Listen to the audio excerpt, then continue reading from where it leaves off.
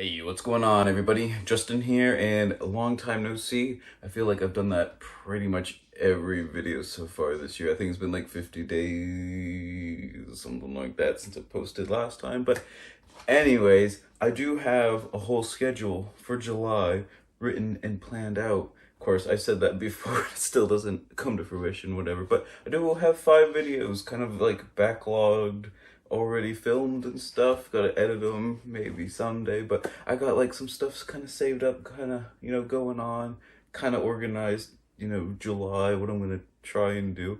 And then August, I'm helping host a history-based readathon that I did last year. So yeah, definitely some cool stuff with the channel.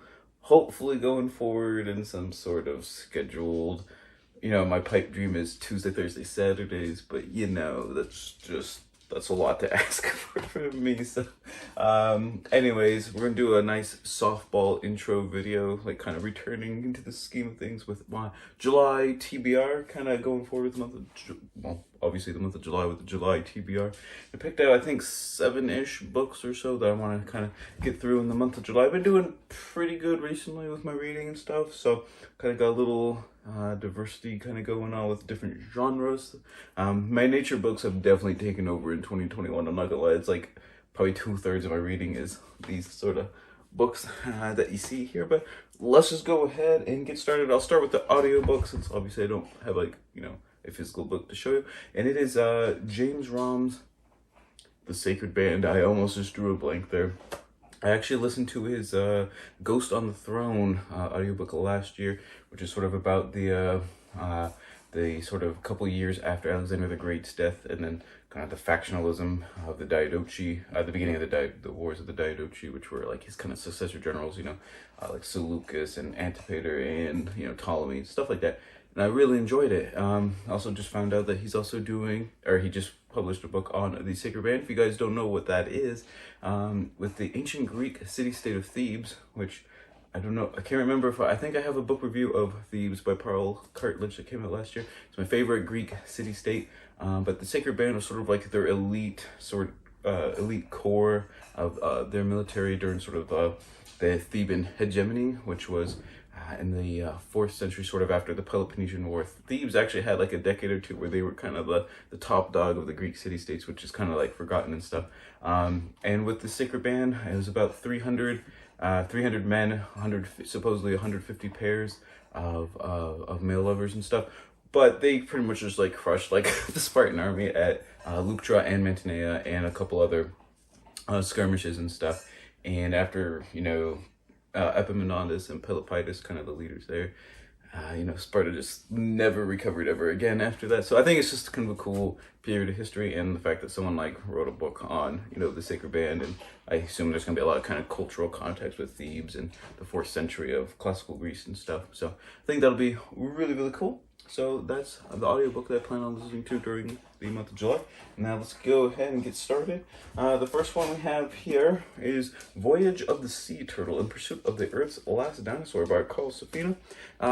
He has a recent book that's been getting a lot of like kind of buzz and coverage, and I've Becoming Wild. I keep drawing a blank. I see the picture with like the parrot on it and stuff every time, the macaw on it every time, but I always forget like the title. I think I did that with one of my videos I haven't published yet, but I just like completely just drew a blank staring at the screen. But anyways, at a used bookstore where they like you make sure all the books are like nice and clean and like not damaged at all. This was like a used book, but it looks like brand new basically. For just a couple dollars. I was like, it's basically in the same vein as, The Secret Life of, or The Hidden World of, those sort of books where they pick an animal and basically just do a deep dive into it. I haven't read a book on turtles. I read a couple on, I have one or two on like reptiles in general, but a lot of different like mammals and stuff, but I haven't done turtles. Tons on whales and tons on sharks too, but just no turtle books.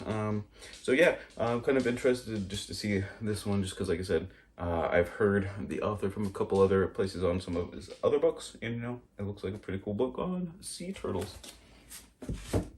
All right, next up, I picked a random philosophy book for whatever reason. I just was in the mood for reading something on philosophy, and I picked like one of my smaller ones, kind of my easier ones, I guess. The Obstacle is the Way, The Timeless Art of Turning Trials into Triumph by Ryan Holiday. And I I want to say this is vaguely like on Stoicism and like Marcus Aurelius and stuff. I think, from what I understand about it, I can't remember where. I think I got this on like a library sale for like $1 or whatever.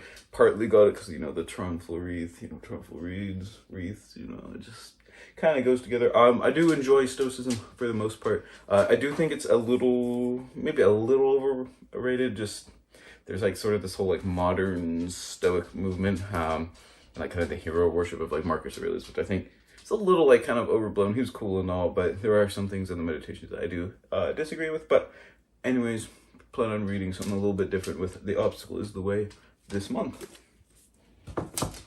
All right, we've got a Warhammer book here, and it's James Swallow's Nemesis, War Within the Shadows.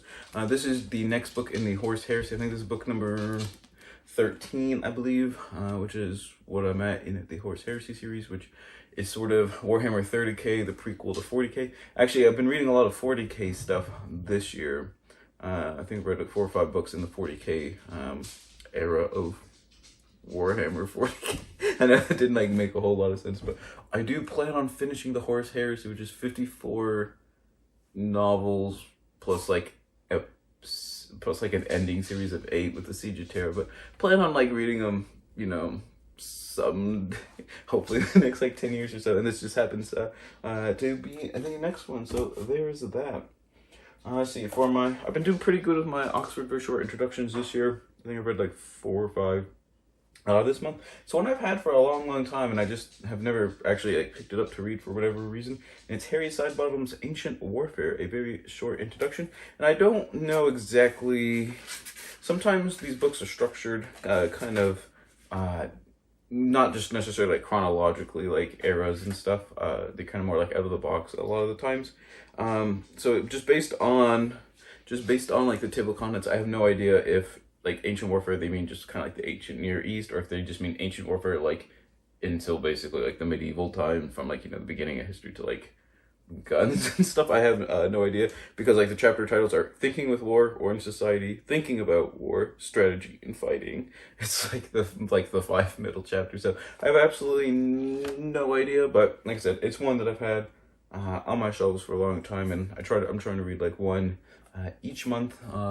This month in June, I read Listen to Fire, and actually learned quite a bit from that one. So yeah, I definitely enjoy them overall. All right, so here's my first look at 2 more books that I got to do a book haul on. And this first one is Rachel Carson's Under the Sea Wind. Now, you probably heard of Rachel Carson before. She's the author of Silent Spring, which is sort of the book where I got sort of some grassroots environmental stuff kind of going on, especially revolving around the chemical usage of DDT, which, was kind of hailed as like, the miracle chemical savior type thing. And then if, we do some research and, oh yeah, it's like kind of killing just indiscriminately everything in like the fields and stuff. But anyways, she actually became pretty famous before Silent Spring from, she wrote a trilogy of books about like sea life. She was a marine biologist by trade.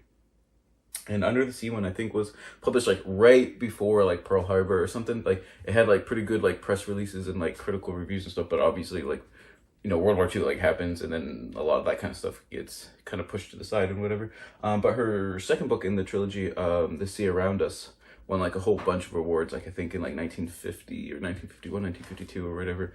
And that kind of like catapulted her in like kind of like literary circles and stuff. And I may or may not have bought like, hardcover editions of all 3 of the books in the kind of like Sea trilogy or whatever. But anyways, obviously I'm going to start with the first one, Under the Sea Wind, and see what it's all about.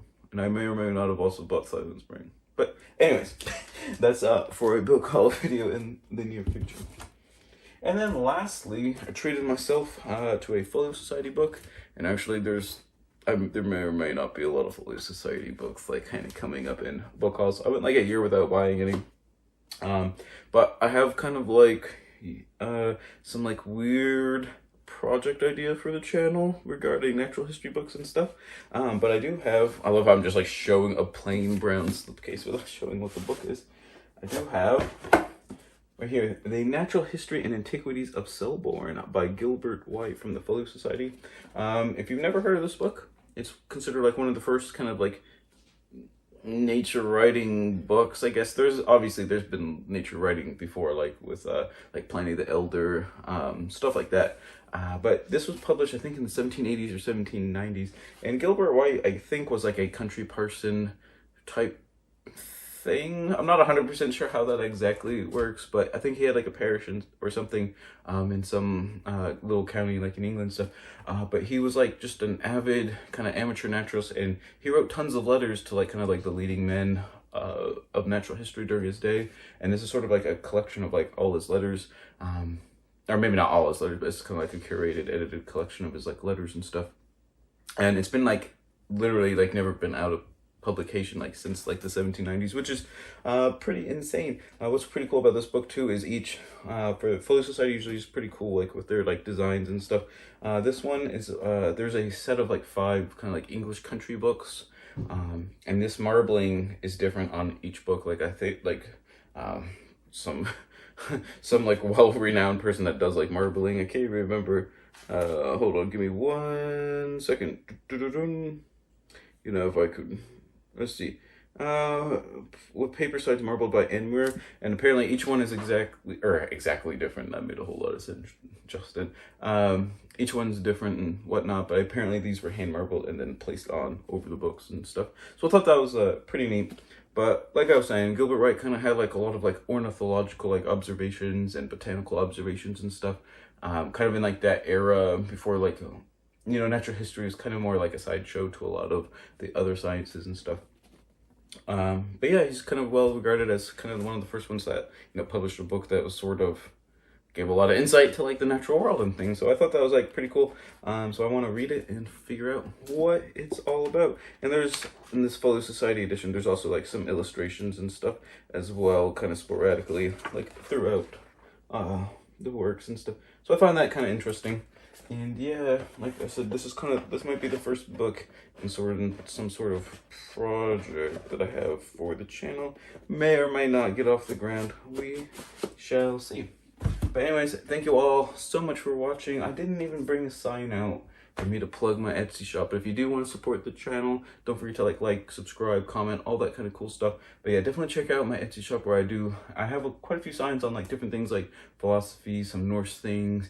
But I got actually quite a few on nature as well, like John Muir quotes. I have some Henry David Thoreau ones, coming out hopefully in the next couple weeks. So I think that'll definitely be cool as well. Let me know what book you're most excited for reading up in your July TBR this upcoming month. I'm always on the lookout for good, you know, books and whatnot. Definitely bonus points for history and natural history as well. Thank you all so much for watching, and always remember, whatever you're reading in July, read victoriously.